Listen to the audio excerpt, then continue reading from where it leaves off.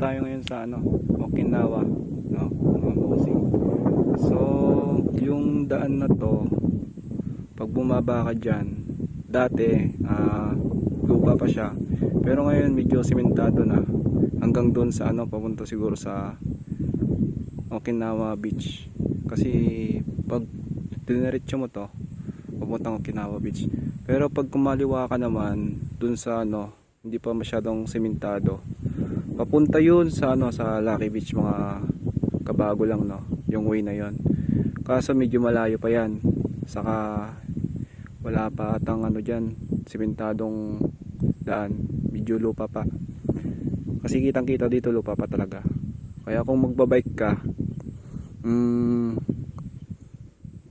mahirap na medyo madali. Kasi pag nakamotor ka, mahirap din, pero hindi ka pagod.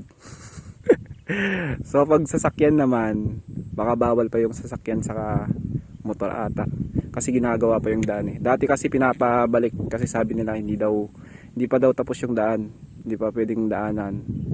So sa susunod na video natin siguro, pag hindi tayo umuwi ng Tarlac, gawan natin ng video papunta ng Lucky Beach, mga bossing, kaya mag-ensayo tayo ng mga ilang days.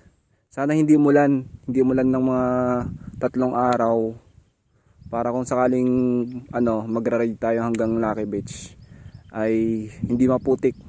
Kaso nga lang, ang kalaban naman nun ay init, mga bossing, kasi nasubukan ko ng magbike dito sa papuntang Okinawa Beach. Grabe, para kang nasa impyerno. Sinusunog yung balat mo, mga bossing, So pupunta tayo ngayon sa sa Little Baguio. Baka doon tayo mag breakfast, mga bossing. Okay, let's go. Mamaya ulit.